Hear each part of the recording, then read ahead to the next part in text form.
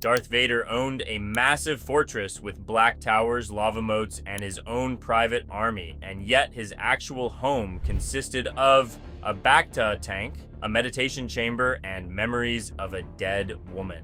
Because Fortress Vader was never just a castle.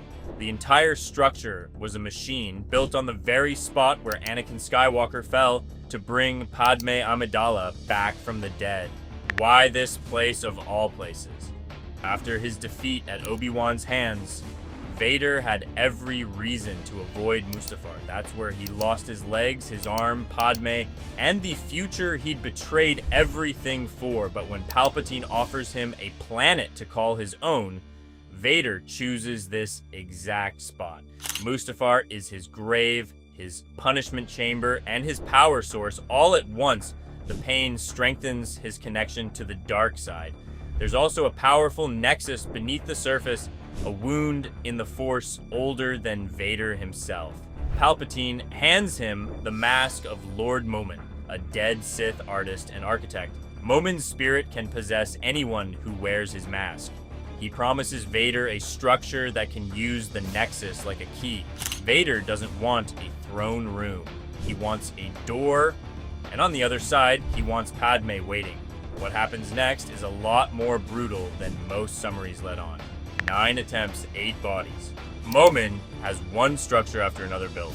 Each one fails, but fails is putting it gently. After each of the 8 failed designs, Vader has whoever's currently serving as Momin's host executed. 8 dead foremen before the 9th design finally works. The shape, height, and angle of the towers have to focus the dark energy under Mustafar with precision. Fortress Vader isn't really a castle so much as a giant tuning instrument for the Force, calibrated with the bodies of everyone who got it wrong. The local Mustafarians, a small, mostly overlooked population surviving under brutal conditions on the lava planet, attack the construction site multiple times. To Vader, they're barely an obstacle, swept aside with the Force while work continues on design number 7 or 8 in the background. For the Mustafarians themselves, the fortress is reshaping their entire planet and tearing at forces that were better left sealed away. It's one of the rare moments in the story where ordinary, powerless people rise up against a Sith Lord, fully aware they don't stand a chance. Eventually, the familiar fork-shaped structure stands over the lava flow. A portal opens, and that's exactly the moment we find out who Momin really was, the betrayal. Vader does get access to a world beyond his own body, but Momin never said both of them got to walk through that door. While Vader is distracted putting down the Mustafarian uprising, Momin uses that exact moment for himself. Momin takes over a new body and uses the open door to pull himself back into the past. The supposed servant never intended to save Padmé. He wanted to live again and finish his own dark masterpiece. Vader takes the betrayal very personally, which is saying something for a man whose usual response to disappointment is force choking whoever's nearby. He destroys Momin in a duel and walks through the portal alone. There he leaves his mechanical body behind and appears as a dark figure with glowing limbs, a visual mix of Anakin, Vader, and the wounds that connect them both. What he finds in there isn't what he was hoping for, and even the writer of the story admits to this day that he isn't entirely sure what Vader actually saw. A Padmé who rejects him. He moves through his own memories, his mother, the Jedi, Obi-Wan, Palpatine, and every decision that brought him here. Finally, he sees Padmé. For one moment, the entire nightmare seems to make sense, but the woman in front of him doesn't react like a reward. She recognizes the horror Anakin has become, and she rejects him. Vader can't force death to give back what his own violence destroyed.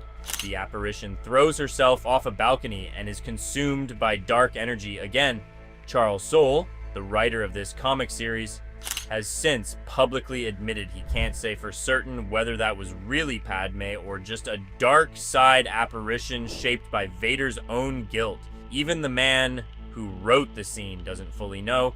The portal collapses. Padmé stays dead. The fortress stays standing. If the machine failed, why does Vader go on living there for years afterward? A home that isn't one. Living is almost the wrong word. Fortress Vader has hangars, garrisons, workshops, droids, and audience chambers. Visitors are meant to feel their owner's power long before he ever enters the room. But Vader's personal spaces are cold and purely functional. In his bacta tank, he can remove the armor and have his burned body treated. His meditation chamber lets him take off the helmet for a while and still survive, while also doubling as a private command room, Vader's version of a home office if a home office has to keep a man alive.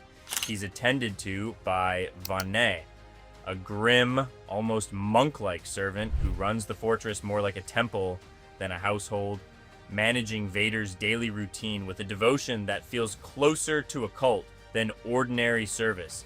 Add medical droids, technicians, stormtroopers, and guards, but there's no real company. Vader owns a castle full of staff and lives inside it more isolated than a prisoner. Even his location is a form of self-punishment. Every window, every river of lava reminds him of Mustafar. Most people would keep a memento. Vader builds his entire home into one. And while everyone assumes Vader buried himself on Mustafar by choice, he starts something there that could become far more dangerous to Palpatine than a failed portal. The second agenda. Fortress Vader gives him distance from the Imperial court. On Coruscant, he's constantly under Palpatine's watch. On Mustafar, he has his own troops, ships, workshops, and privacy. The fortress becomes a base for personal missions too. Years later, Vader uses it as his base to secretly search for Luke Skywalker, hiring the rogue archaeologist Dr. Aphra and her two droids, 000 and BT-1, completely outside the official chain of command, and builds his own networks that stay hidden even from Palpatine. The fortress reveals the pattern early. Vader carries out Palpatine's orders exactly as instructed on the surface, but he always has a second, private agenda that no one close to him ever fully sees. That's the real irony of Palpatine's gift. He gives his apprentice Mustafar and Momin's mask to deepen his pain and bind him closer to the dark side, assuming a broken servant makes an obedient one. Instead, he hands Vader his own domain, his own garrison, and enough distance to do things the Emperor would never approve of. What was meant to be a chain becomes a hideout, funded by the very organization it was supposed to keep in check.